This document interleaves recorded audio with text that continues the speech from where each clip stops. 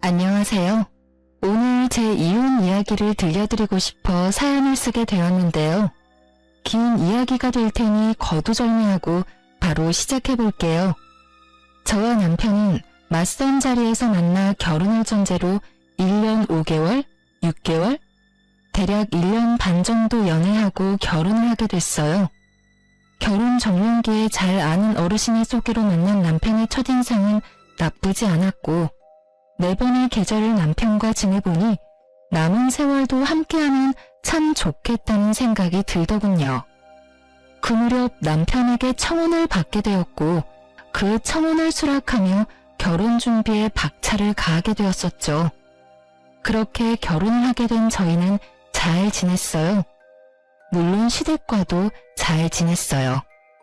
특히 시누이와 사이가 꽤 좋았는데 적당한 거리를 두고 지내긴 하지만 서로 생일을 챙겨주기도 하고 고민거리가 있으면 서슴없이 연락해 고민 상담을 하는 등 외동인 저에게 여동생이 생긴 듯해 기분이 묘하게 좋더라고요. 금전적인 부분에서도 부딪히는 일이 없었던 것이 저희 친정뿐 아니라 시댁까지도 사업을 하고 계셨는데 큰 문제 없이 운영되고 있었고 그렇기에 두 집안 다 그럭저럭 재력이 있는 편이라 생활이 비교적 여유로웠어요. 결혼을 하고 난 후 양쪽 집뿐 아니라 남편까지도 안 사람은 집안 살림을 잘 이끌어야 한다는 생각이 강했고 전 그 뜻을 받아들여 일을 그만두고 전업주부로 지내게 되었죠. 뭐 이끌 살림도 없었던 터라 그냥 보통 전업주부와 다를 것이 없긴 했지만요. 남편이 연애할 때부터 저에게 입버릇처럼 하는 말이 있었어요. 혹시나 해서 말인데 시집살이? 고부 갈등? 이런 건 걱정도 하지 마. 우리 엄마가 우리 할머니한테 워낙 시집살이를 호되게 당해서 우리 엄마는 절대 시집살이 같은 거 안 시킬 거라고 나 어릴 때부터 말했었어. 그러니까 괜한 걱정하지 않아도 돼. 알겠지? 이런 남편의 말 때문이었을까요? 결혼에 대한 생각들 중 시집살이에 대한 걱정은 전혀 하지 않았었는데 막상 결혼을 하고 나니 그 온화하고 너그럽던 시무는 온데간데 없이 사라지고 저에게 시집살이를 시켜보려고 시동을 걸고 있더군요. 주로 전화로 제 속을 뒤집어 놓곤 했어요. 아가, 저녁 메뉴는 정했니? 네, 아까 그이가 연락이 와서 김치 콩나물국이랑 쭈꾸미 볶음이 먹고 싶다고 하더라고요. 그래서 그걸로 하려고 장봐왔어요. 뭐? 확실히 우리 민철이가 그걸 먹고 싶다고 한 게 맞아? 그럼요, 어머님. 전화까지 와서 해달라고 하던걸요. 그래? 그건 우리 민철이가 좋아하지도 않는 음식들인데. 혹시 네가 좋아하는 음식인데 민철이가 네 생각을 해서 해달라고 한 거 아니니? 그러지 말고 민철이 좋아하는 음식이랑 레시피 문자로 보낼 테니 그걸로 해서 먹이거라. 꼭 그걸로 해서 먹여. 알겠니? 전 2가지 메뉴 다 좋아하지도 않는데 시모 혼자 소설을 쓰더니 저녁 메뉴까지 정해주더군요. 전 알겠다고 말만 하고 남편이 먹고 싶다던 메뉴들로 저녁을 차렸고 남편은 엄지척까지 해보며 아주 만족스러운 식사를 마칠 수 있었죠. 그 뒤로도 이따금씩 저녁 메뉴에 대한 간섭은 이어졌고 전 기계적인 대답만 할 뿐 제가 정해놓은 대로 하곤 했습니다. 거기까진 참을만 했는데 메뉴 간섭은 시작일 뿐이었어요. 저를 정말 미치게 했던 건 바로 시댁 모임이 있는 날이었는데 그날은 어김없이 시모에게 영상통화가 걸려왔어요. 아가, 오늘 입을 옷 정했니? 정했으면 어디 한번 보여주거라. 이렇게 시작된 시모의 간섭은 제 옷장에 있는 옷이란 옷을 다 꺼내 수십 벌 옷 중 가장 마음에 드는 옷을 결정하고서야 끝이 나곤 했어요. 언제나 그 끝은 제가 원래 입고 가려던 옷에서 크게 벗어나지 않았고 그때마다 시모는 늘 이렇게 말하더군요. 이게 다 널 위해서야. 가족 모임에 다른 어른들도 많이 오시는데 괜히 차림 때문에 트집 잡히면 너만 기분 상할 거 아니니? 그러니 나쁘게 생각하지 말고 좋게 생각해 주려무나. 어떻게 생각해야 이 선 넘는 간섭과 시집살이가 좋게 생각될 수 있는지 저는 도무지 알 수 없었지만 일단 알겠다고 하며 이건 아니라는 생각이 강하게 들 쯤이었어요. 시모의 생일날이 되었고 이번 생일은 시댁에서 하게 되었다며 연락이 왔더군요.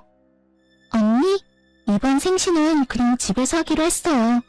다 같이 모여서 그냥 밥이나 먹기로 했으니까 언니는 그렇게 알고 오빠랑 저녁 시간 맞춰서 오면 돼요. 네? 일찍 가서 저녁 준비해야죠. 아니에요. 이번 생신상은 제가 처음부터 끝까지 혼자 다 준비할 거예요.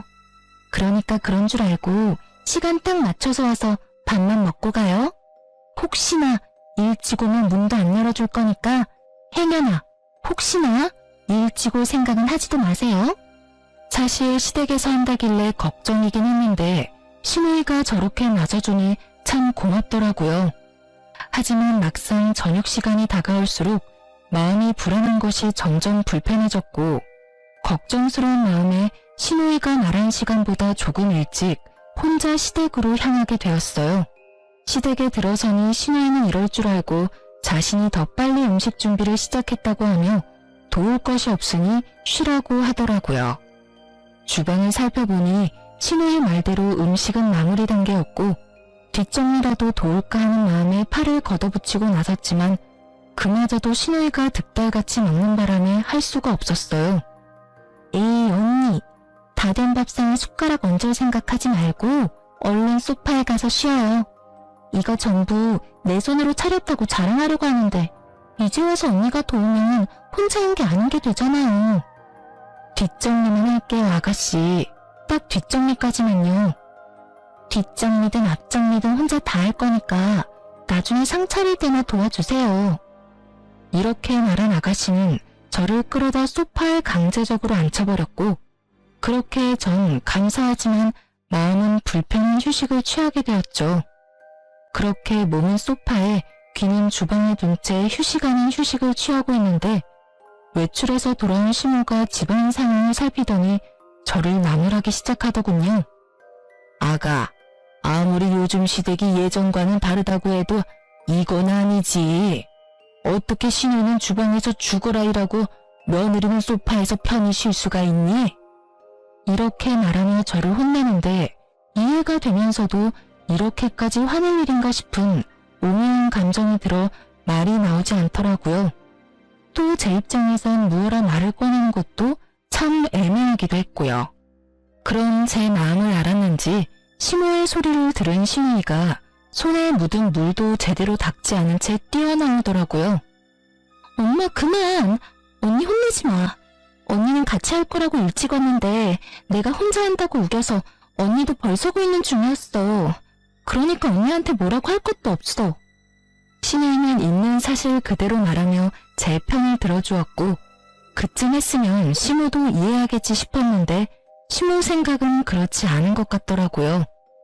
아니 아무리 그렇다고 한들 너 혼자 소파에 앉아서 편히 쉬는 게 말이나 되니? 난 정말 이해가 안 된다. 시모는 점점 열을 올려갔고 그런 시모의 태도가 시누이 역시 이해가 되지 않는지 시누이가 시모의 말을 받아치더라고요. 아니, 난 엄마가 이해가 안 되는데? 뭐라고? 내가 뭘 어쨌다고 이해가 안 된다는 거니? 그렇잖아. 엄마 생신상 딸이 챙기는 게 당연한 거지. 며느리가 차리는 게 당연한 거야? 엄마, 엄연히 며느리는 피 한 방울 안 섞인 남이고 난 엄마 배 아파서 낳은 엄마 자식이야. 그런 자식이 엄마 생일 때 낳아주셔서 감사합니다 하는 마음으로 엄마 생신상 혼자 정성껏 차려주겠다는데 이게 이렇게까지 화낼 일이야? 가끔 시누이와 연락을 주고받으며 참 똑부러지는 사람이다 싶었는데 이날 보니 말도 참 똑부러지게 잘하더라고요. 시모는 시누이의 말에 할 말이 없었는지 말 한마디 하지 않은 저를 노려보고선 방으로 들어가 버리더군요. 전 딱히 잘못한 것도 없이 아주 불편한 마음이 들었고 이내 상을 차리기 시작했습니다. 시누이는 그 당시 결혼을 앞두고 있어 다이어트를 한다며 저녁을 먹지 않고 있었는데 그날 식사 자리에서도 저녁은 먹지 않을 거라며 자기 밥은 담지 않더라고요. 저는 밥을 제외한 음식들을 그릇에 담아 식탁으로 옮겼고 시모는 완성된 음식들의 간을 봐주고 있었어요. 그렇게 상이 완성되고 남편의 옆자리에 앉았는데 제 자리엔 딱 보아도 새밥이 아닌 식은 밥이 떡하니 있더라고요. 그때 기분 참 더럽더라고요. 황당하기도 했고요. 이 무슨 짓거리인지 말도 나오지 않았어요. 전 당황스러움에 밥엔 손도 대지 않고 가만히 있으니 남편이 왜 그런가 싶어 저를 보다 밥을 발견했고 저보다 더 당황한 남편이 이유를 물어오더군요. 여보, 왜 당신 밥만 식은 밥이야? 저라고 왜 제 밥만 식은 밥인지 이유를 알 수 없었으니 할 수 있는 답이 없었고 저를 대신해 시모가 이유를 말해주더라고요. 아, 그거 밥이 모자라서 한 그릇은 식은 밥으로 펐는데 그게 그쪽으로 갔나 보구나. 밥이 식어서 그렇지 오늘 한 밥이니 그냥 먹어도 돼. 당연하다는 듯 시모는 이렇게 말했고 주방에서 뒷정리를 하고 온 시모는 분위기가 이상해 보이자 이게 무슨 일이냐고 물어오더군요. 분위기 왜 이래? 무슨 일 있어? 무슨 일은 아무 일도 아니야. 밥이 모자라서 은영이한테 식은 밥을 줬더니 무슨 큰일이라도 난 것처럼 저런다 얘. 상한 것도 아니고 그냥 식은 밥일 뿐이니까 신경 쓰지 말고 넌 앉아서 밥이나 먹어. 무슨 일은? 아무 일도 아니야. 밥이 모자라서 은영이한테 식은 밥을 줬더니 무슨 큰일이라도 난 것처럼 저런다 얘. 상한 것도 아니고 그냥 식은 밥일 뿐이니까 신경 쓰지 말고 넌 앉아서 밥이나 먹어. 시모의 말에 시모의 표정은 점점 굳어져 갔고 시모의 말이 끝나자마자 자신의 자리에 놓인 밥그릇과 제 밥그릇을 바꿔놓더니 화를 내기 시작하더군요. 엄마, 진짜 왜 그래? 나 다이어트 한다고 저녁 안 먹는 건 몰라? 아유, 깜짝이야. 깜빡했어 얘. 그렇다고 넌 엄마한테 화를 내고 그러니? 아니, 깜빡했다고 한들 밥도 넉넉히 해서 밥솥에 밥 많이 남았던데 왜 언니한테 식은 밥을 줘? 그거야 먹다 보면 네 아빠나 오빠가 밥이 모자랄 수도 있으니 그랬지. 밖에 나가서 힘들게 일하는 사람들인데 찬밥 먹일 수 있어? 따뜻한 밥 먹여야지.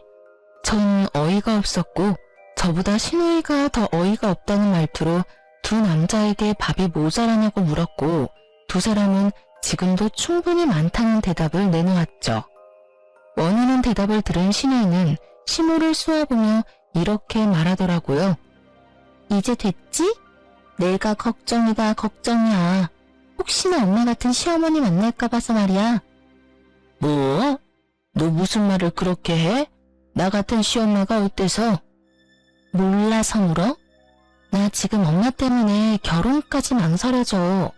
혹시나 시집 갔는데 시어머니가 나한테 이런 차별 대우를 한다.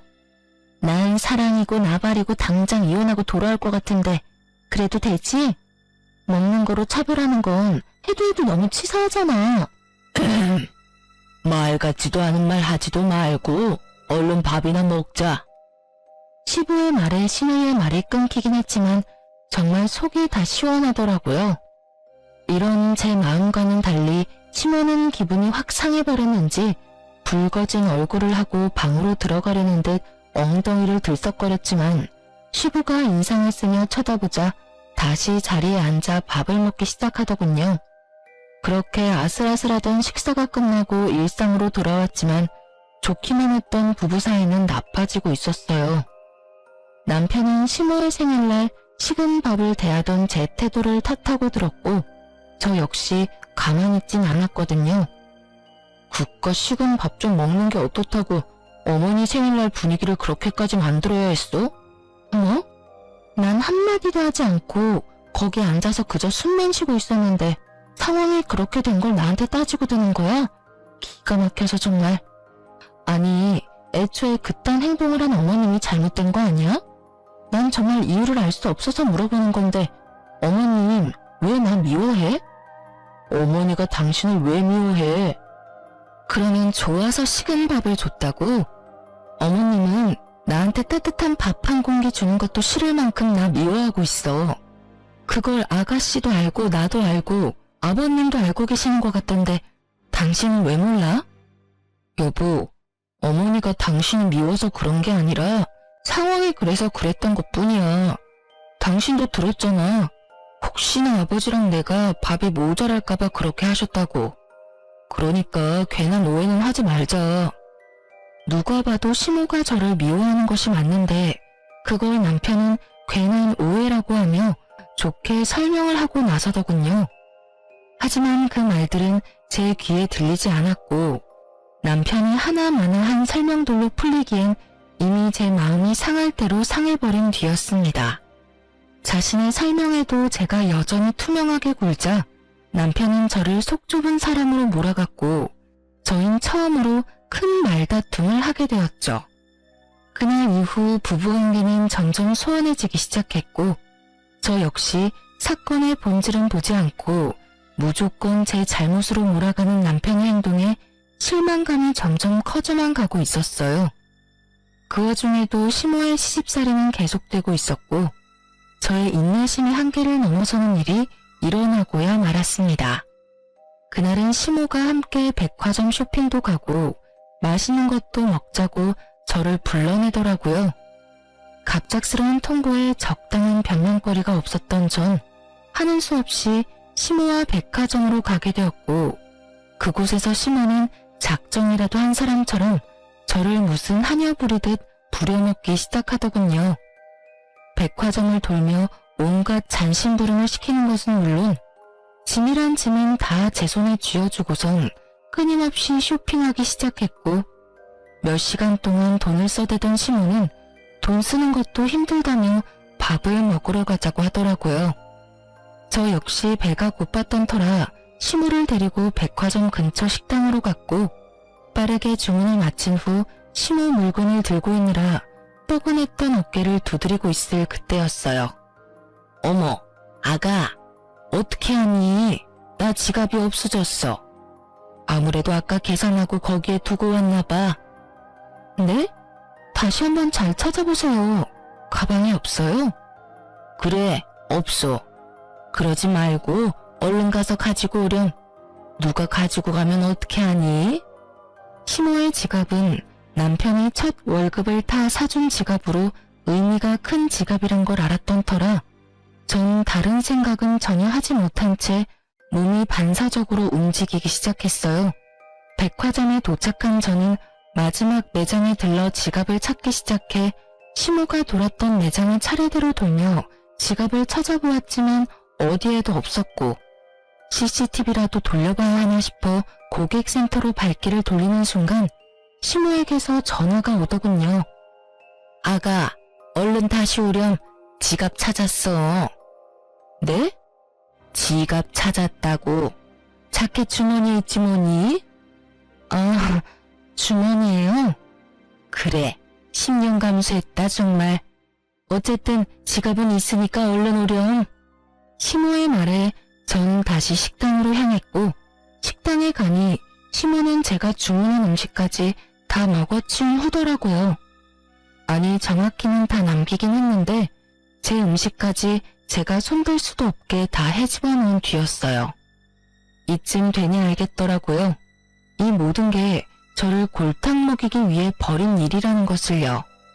시모는 저를 향해 네가 어쩔 건데 라는 말을 써놓은 듯한 표정을 지어 보였고 저는 저를 왜 이렇게까지 미워하는지는 모르겠으나 이젠 그 이유와는 무관하게 더는 참지 않기로 했죠. 그동안 시모에게 잘 보이려고 했었던 많은 노력들과 식은 밥을 보고서도 불만 한마디 하지 못했던 저의 모든 지난날이 머릿속을 스치며 저는 그야말로 각성을 해버렸던 거죠. 시모는 제가 룸 문을 열고 들어가 자리에 앉아 상황 파악을 끝내자 승리의 표정을 지으며 이렇게 말하더군요. 이제 집에 가자꾸나. 오늘 너무 많이 돌아다녀서 너무 피곤해. 그러든가 말든가. 전 시모의 말을 다 무시한 채 배를 눌러 주문을 다시 했고 그런 저의 태도에 시모는 언성을 높이기 시작하더라고요. 너 지금 이게 무슨 짓이니? 내가 집으로 가자고 하는 말 못 들었어? 보면 모르세요? 밥 시키잖아요. 참나, 어른이 식사를 다 하고 일어나면 당연히 너도 따라 일어나는 게 예의야. 넌 이런 기본적인 것도 못 배웠니?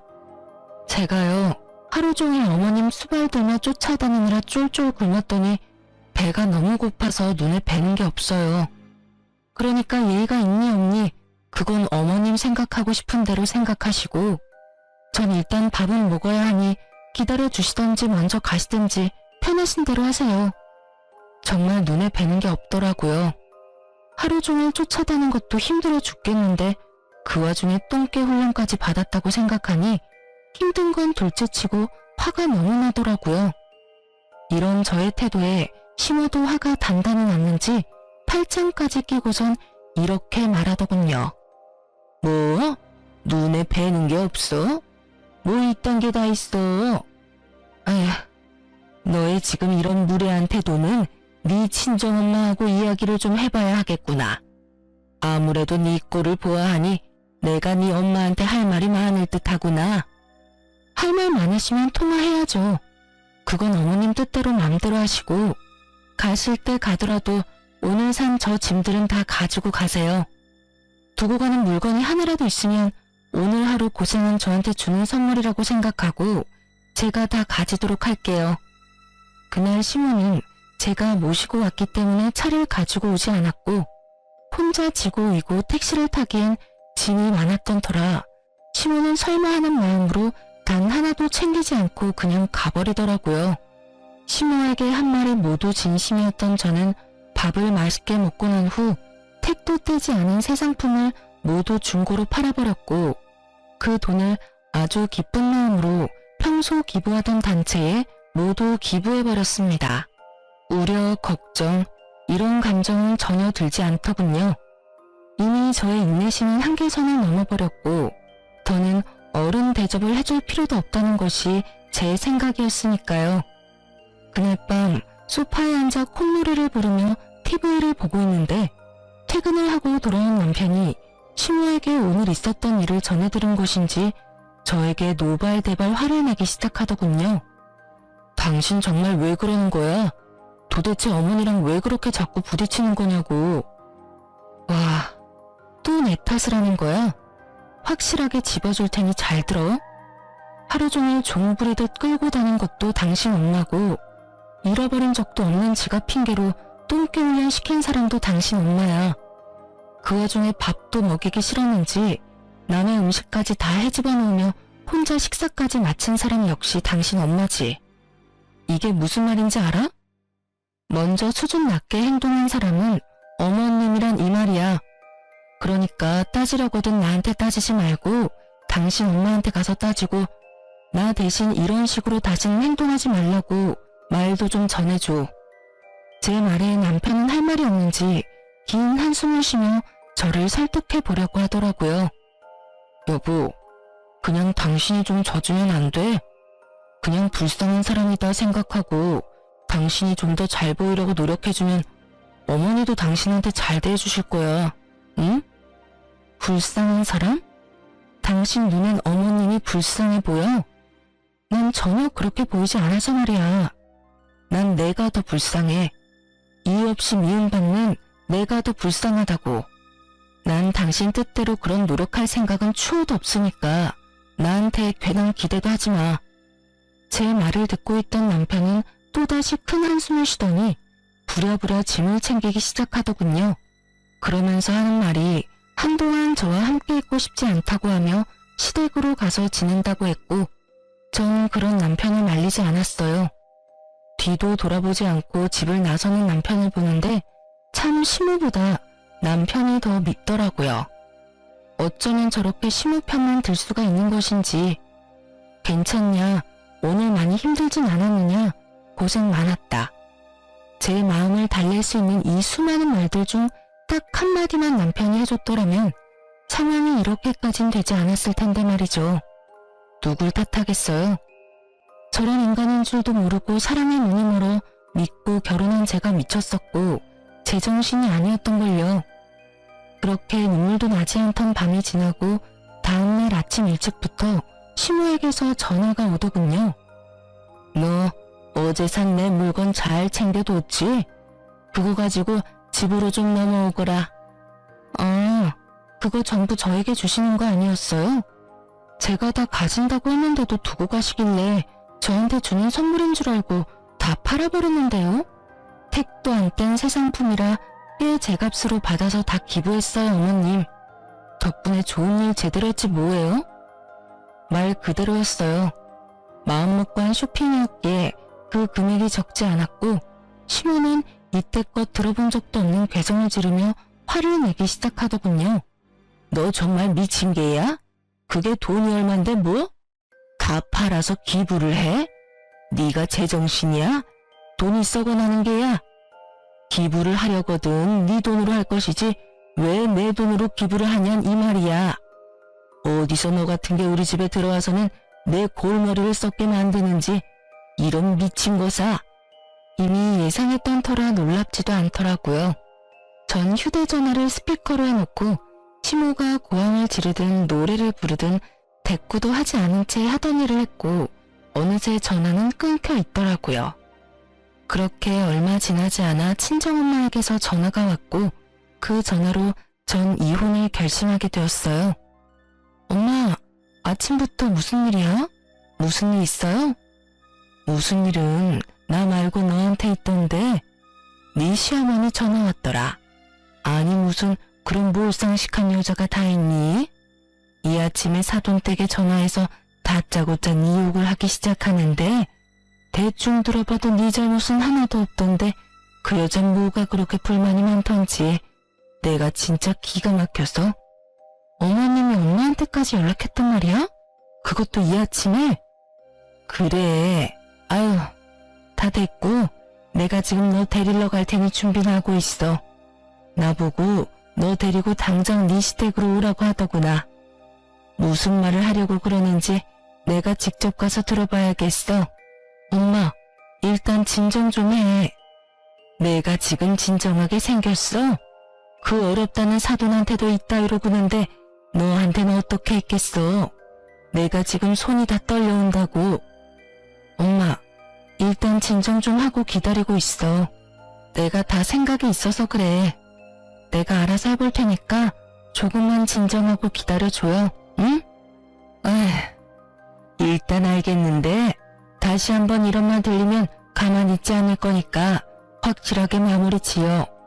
도저히 안 될 것 같으면 이혼해. 어디 남의 집 귀한 딸 데리고 가서 2년 전엔 욕짓거리냐고. 어쨌든 넌 잘못한 거 하나도 없으니까 괜히 기죽지 마. 알겠어? 네, 알겠어요. 들어보니 정신 나간 시모는 친정엄마에게 2년 전엔 하며 욕까지 한 모양이더군요. 아무리 머리끝까지 화가 났다고 해도 사돈한테 자식 욕을 하는 건 좀 아니지 않나요? 그 순간 전 이혼을 확신하게 되었고 그간 수없이 연락을 드릴까 말까 고민했던 사람에게 전화를 걸어 시댁으로 와달라고 부탁을 드리곤 시간을 맞춰 시댁으로 향했어요. 시댁에 도착하니 제가 부른 사람을 포함해 시댁 식구들이 다 모여있더군요. 제가 시댁으로 와달라고 부탁까지 한 사람은 다름 아닌 시모의 시모, 즉 시할머니였고 시종호를 중심으로 오른쪽엔 시부와 시누이가 서 있었고 시모와 남편은 시종호의 발 아래 무릎을 꿇고 앉아 있더라고요. 저는 천천히 시댁으로 들어갔고 저를 발견한 시할머니는 자신의 옆에 저를 앉히더니 따스하게 절 보듬어 주시더군요. 아가, 오는 길에 네 엄마한테 이야기 다 들었다. 그런 일이 있었으면 진작이 할미한테 연락을 했어야지. 왜 그걸 다 참고 살았노? 고생 많았다. 고생 많았어. 사실은 저희 외할머니와 시할머니는 어릴 때부터 친구 사이였어요. 시할머니는 제 친정 식구들과도 가깝게 지내왔었는데 평소 저를 남다른 애정으로 예뻐해 주시던 시할머니께서 자신의 손주였던 남편과의 맞선을 주선해 주셨던 것이었어요. 저희 결혼과 동시에 시종호는 저희 할머니와 함께 고향으로 내려가 지내며 일체 시댁 일은 간섭을 하지 않고 계셨는데 엄마를 통해 지금 이 모든 상황을 전해 듣게 되신 거죠.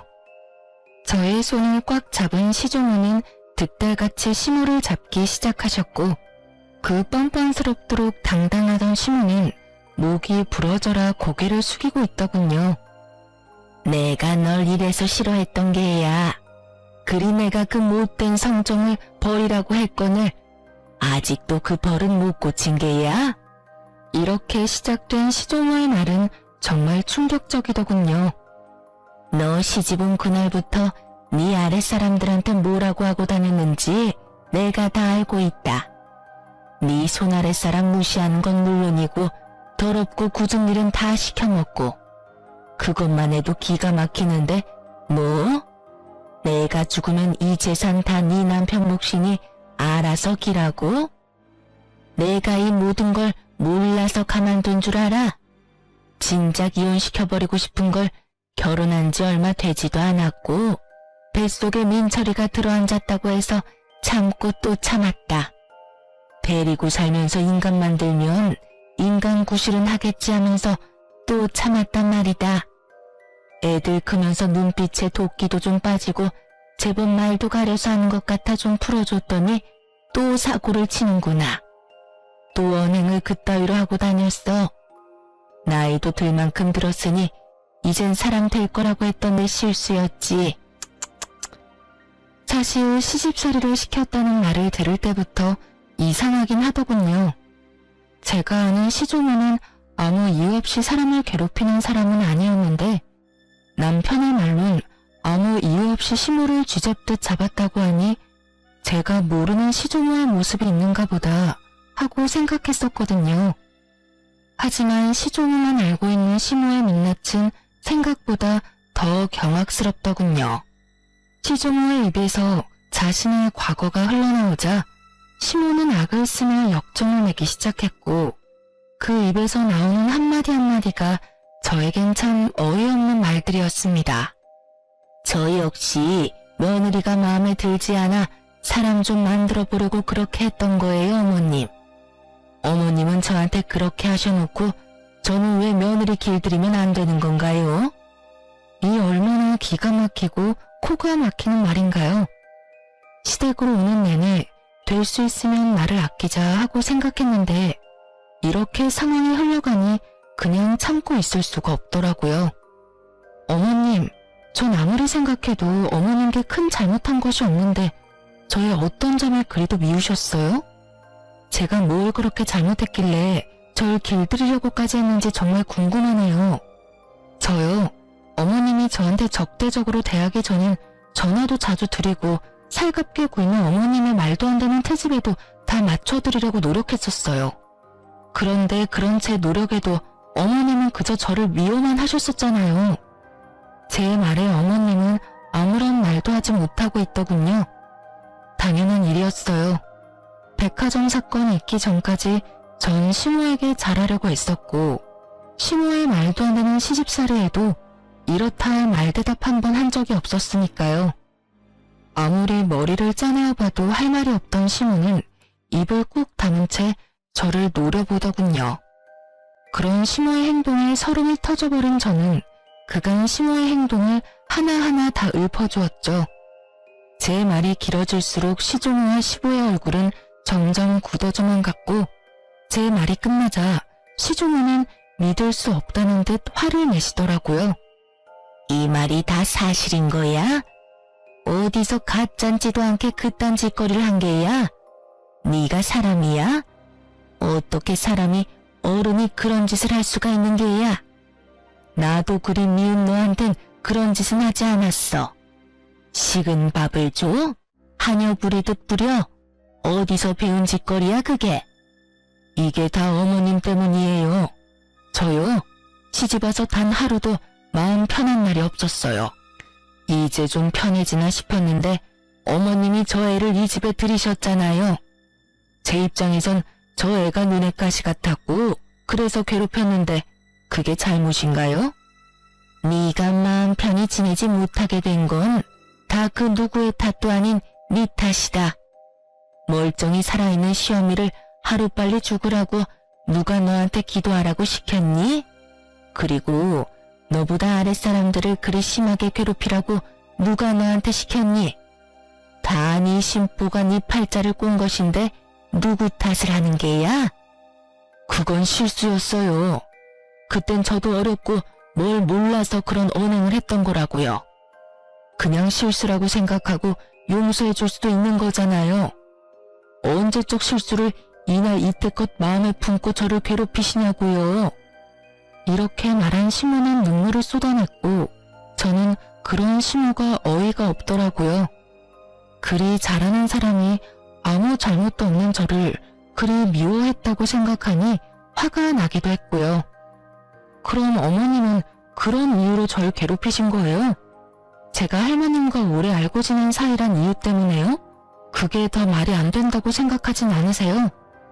아니, 그리고 그게 이유가 된다고 한들 어머니 말대로 그게 언제적 이야기인데 저를 괴롭히세요.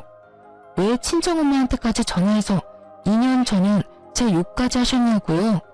저의 분노는 극에 달해버렸고 시모 역시 악에 바친 듯 저에 대한 불만들을 쏟아내더군요.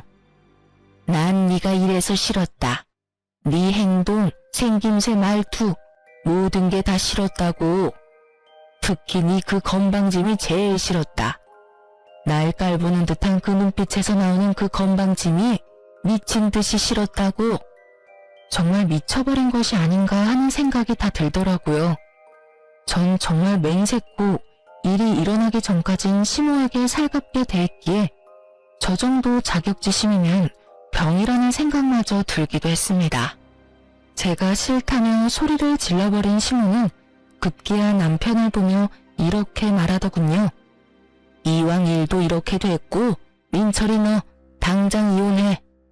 더는 이딴 년이 너하고 사는 꼴은 보기도 싫다. 시모는 결국 이혼이란 말을 입에 올렸고 남편은 되묻기만 할 뿐 아무 말도 하지 않더라고요. 당신 무슨 말이라도 해봐.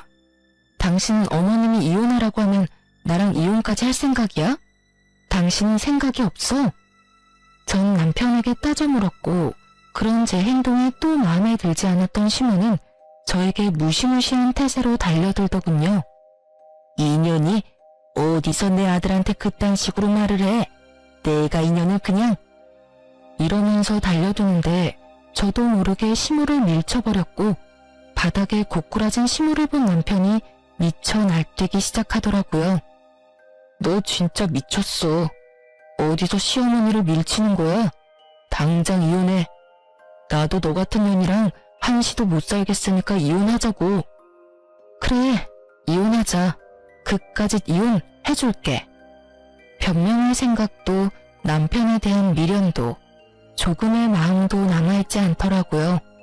전 모든 걸 체념한 채 이혼을 하겠다고 했고 제 말이 끝나자마자 시조모 역시 시부를 보며 이렇게 말씀하시더군요. 아비야, 너도 이혼하거라. 더는 저런 물건이랑 너랑 사는 꼴은 보고 싶지 않구나. 어머니, 그게 무슨 말씀이세요? 이혼이란요? 이제 와서 이혼이라니 그게 말이 된다고 생각하세요? 그 모진 시집살이 다 견디고 인제야 좀 살만해졌는데 이혼이라니. 전 절대로 이혼 못합니다.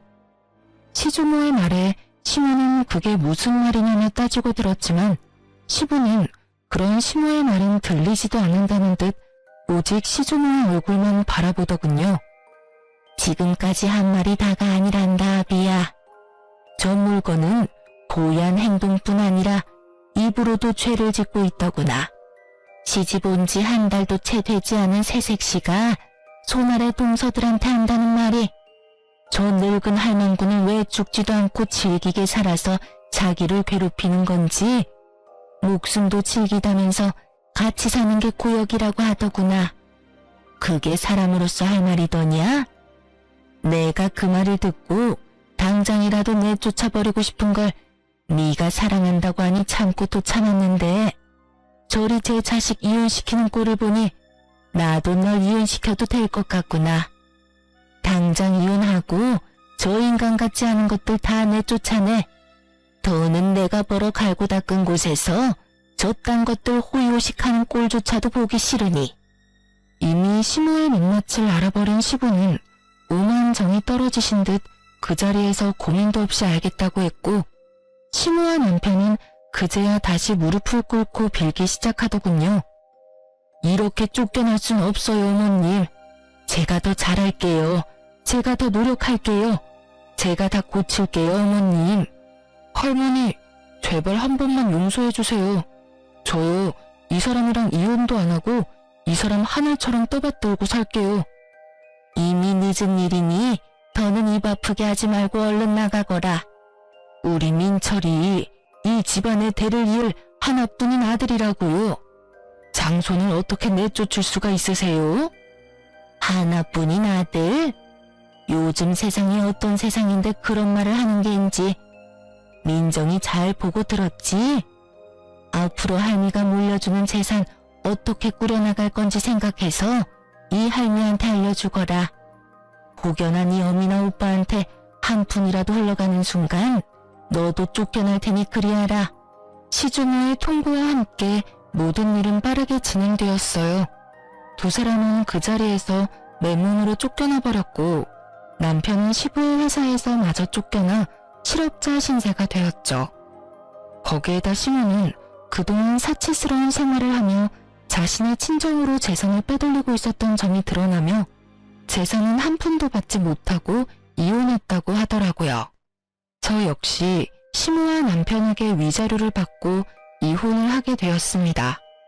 그렇게 즐긴 악연은 끝이라고 생각했는데 말 그대로 즐기긴 정말 즐기더라고요. 다름 아닌 전 시모가 저를 찾아왔으니까요. 무슨 일이세요? 아가, 내가 부탁이 있어서 왔어. 부탁이라뇨? 그게 어려운 건 아니고 어머님께 말 한마디만 해주면 안 되겠니? 우리 민철이라도 좀 받아달라고 말이야. 난 어떻게 되든 상관없는데 우리 민철이는 아직 살아갈 날이 많이 남았잖니. 그러니 네가 그간의 정을 생각해서라도 우리 민철이만이라도 그 집에서 살게 해달라고 해다오. 네가 말하면 다 들어주실 게야. 정말 반성해서 흘리는 눈물이 아닌 억지로 쥐어짜내는 눈물인 게 어쩌면 그리도 티가 나는지. 속아주고 싶어도 속아줄 수가 없더라고요. 그래서 전 더욱 단호하게 전시모에게 물었어요. 제가 왜 그래야 하는데요? 자신의 눈물을 흘리며 부탁을 하면 당연히 들어줄 것이라고 생각했는지 저의 단호한 태도에 전 시모는 적잖게 당황을 한 것 같더라고요. 그 짧은 순간이었지만 미간이 구겨지는 것을 제 두 눈으로 봐버렸거든요. 하지만 이내 다시 불쌍한 척을 하며 저에게 애원하기 시작하더군요. 너희 사랑하는 사이였지 않니? 민철이랑 나 오갈 데도 없는 신세다 지금. 민철이 이모한테라도 신세를 져볼까 하고 찾아갔는데 문도 열어주지 않고 연락도 받지 않아 갈 곳도 없는 신세라고. 내가 자기들한테 어떻게 했는데? 내가 그간 가져다 준 돈이 얼만데 어떻게 그렇게 연락을 딱 끊을 수가 있는지. 이렇게 벌 받을 만큼 받았으니 제발 이렇게 부탁하마. 민철이만이라도, 응? 그 벌의 양은 누가 정해주었기에 받을 만큼 받았다고 하는 것인지, 받는 사람이 다 받았다고 하면 피해자는 당연히 용서를 해줘야 하는 것인지 도무지 전 이해가 되지 않더라고요. 전 시모는 물론이고 전 남편조차 용서하지 않았고 그랬기에 시모의 그 말도 안 되는 부탁은 들어줄 생각조차 없었죠. 저 이제 그 집이랑은 상관없는 사람인 거 잊으셨어요? 직접 그렇게 만드셨잖아요. 어쨌든 전 이제 그럴 능력도 없고 그럴 마음도 없으니 그런 부탁하지 마세요. 제 말에 이때껏 거짓 눈물로 애원하던 시모는 말이 끝나자마자 제 머리채를 잡고 흔들기 시작하더군요. 워낙 가까운 거리기도 했고 갑작스럽게 일어난 일이라 미처 피할 틈도 없이 머리채가 잡혀버렸고 무슨 힘이 그렇게도 대단한지 아무리 발버둥 쳐보아도 있는 힘껏 잡아준 시모의 소나기에서 벗어나지 못하겠더라고요. 이거 나요. 노라고요.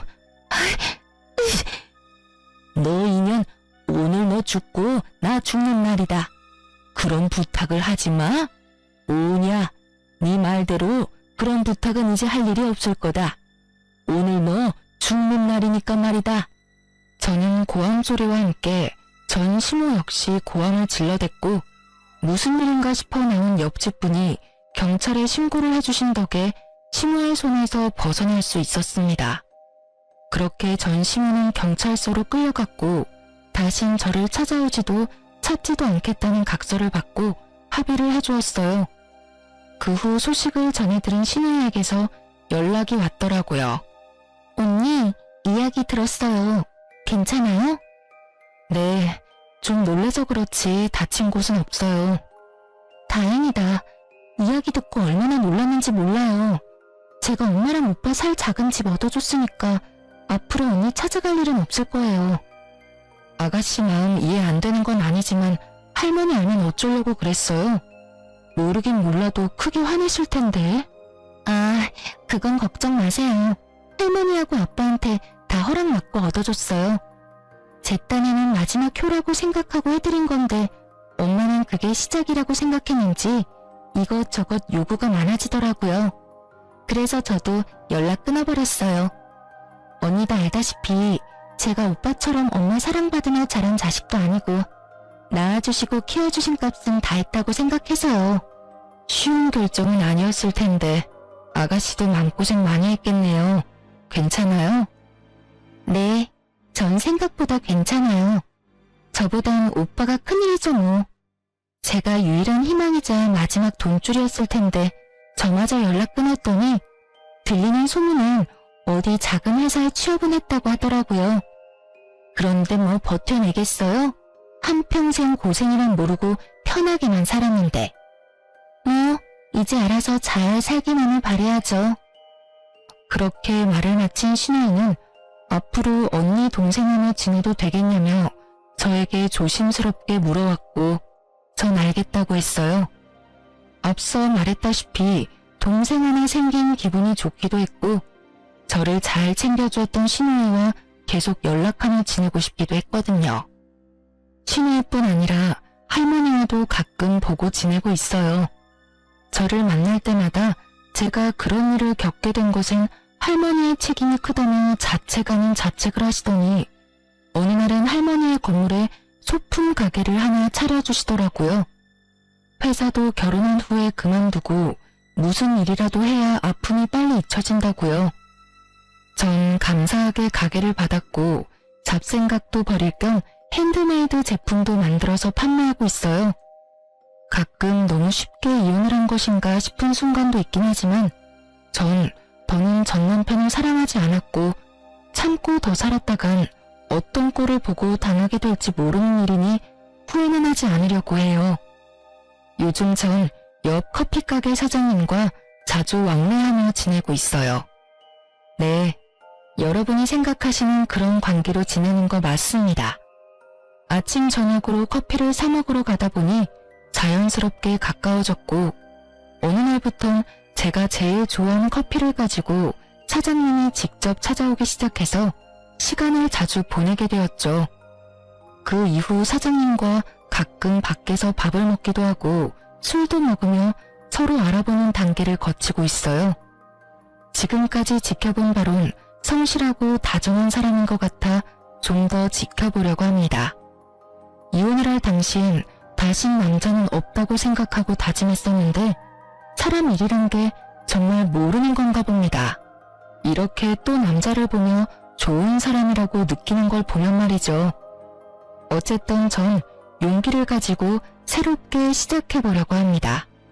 그게 일이 되었든 사랑이 되었든 간에요. 이로써 저의 긴 사연도 끝이 났네요. 제 이야기를 끝까지 들어주셔서 감사합니다.